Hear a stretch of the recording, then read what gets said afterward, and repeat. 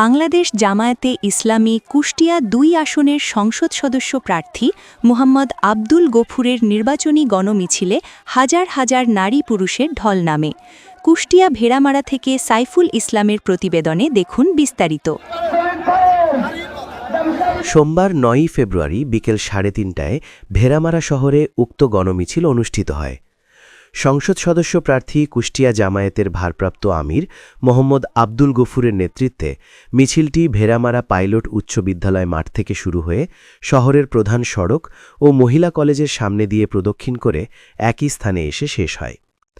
কর্মসূচিতে কুষ্টিয়া জেলা জামায়াতের শিক্ষা বিষয়ক সম্পাদক ড নুরুল আমিন জসিম, এনসিপি জাপানের সমন্বয়কারী ইঞ্জিনিয়ার সৈয়দা শাম্মী আক্তার সুইট, বাংলাদেশ খেলাফত মজলিসের কুষ্টিয়া নায়েবি আমির মুন্সি মইনুল হক, এনসিবি কুষ্টিয়া সমন্বয়ক জান্নাতুল ফেরদৌস টনি, ভেড়ামারা উপজেলা আমির মোহাম্মদ জালাল উদ্দিন, মিরপুর উপজেলা আমির খন্দকার রেজাউল করিম, সাধারণ সম্পাদক শফিকুল আলম, সহ সম্পাদক মোহাম্মদ তারেক আহমেদ, তারেক রহমান, হাজার হাজার নেতাকর্মী ও দাড়িপাল্লার সমর্থক ছেলে অংশগ্রহণ করেন।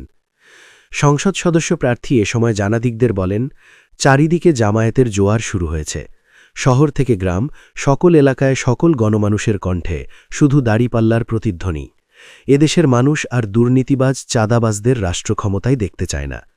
আগামীতে ইনশাআল্লাহ জামায়াতে ইসলামী জনগণের সমর্থন নিয়ে ভেড়ামারা কুষ্টিয়া ২ আসন সহ সারা দেশে ফুল সংখ্যক আসন নিয়ে রাষ্ট্র ক্ষমতায় যাবেন ইনশাআল্লাহ। আমরা ঐক্যবদ্ধ থেকে ১২ তারিখ সকাল থেকে সন্ধ্যা পর্যন্ত সারাদিন চলবে শুধু দাঁড়িপাল্লার পক্ষে ছিল। আর একটি কথা বলতে চাই, সেদিন আর একটি গুরুত্বপূর্ণ নির্বাচন হবে বাংলাদেশের ইতিহাসে।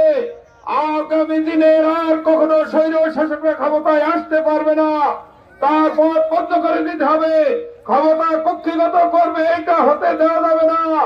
এই বাংলাদেশ হবে জনগণের বাংলাদেশ, ন্যায় এবং ইনসাফের বাংলাদেশ।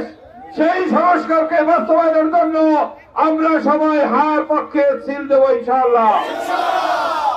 ভোট একবারে হবে, ৫ বছর পর পর দাঁড়িপাল্লা এমপি নির্বাচনের জন্য ভোট হবে।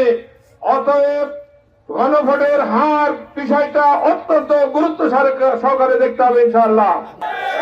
আমার ভাই এবং বোনেরা ঐক্যবদ্ধ হয়েছে, আর কোন দুর্নীতিবাজকে রাষ্ট্র ক্ষমতায় দেখতে চাই না। বাংলাদেশের ১৮ কোটি মানুষ আর দুর্নীতিবাজদের ক্ষমতায় দেখতে চাই না। আমরা একটি মানবিক বাংলাদেশ দেখতে চাই, আমরা ইনসাফপূর্ণ একটি বাংলাদেশ করতে চাই, আমরা এই দেশে দুর্নীতি মুক্ত একটি বাংলাদেশ দেখতে চাই। এবং সেই বাংলাদেশের দেশকে আমরা সবাই মিলে দল মত নির্বিশেষে, ভাই বোনেরা, ধর্ম বর্ণ সবাই মিলে আমরা বাংলাদেশকে এগিয়ে নিয়ে যাবো ইনশাআল্লাহ। আগামী আসন্ন ত্রয়োদশ নির্বাচনে আমরা 11 দল জয়লাভ করে সংসদে যাব এবং আমাদের এই জয় হবে আমাদের বাংলার মানুষের জয়। আমরা এই বাংলায় আর কারো আধিপত্য করতে দিব না কখনো ইনশাআল্লাহ। ভারত থেকে শুরু করে সকল দেশের আধিপত্যবাদ মুক্ত করে আমরা জনগণের আধিপত্যে এই বাংলা গড়ে তুলব।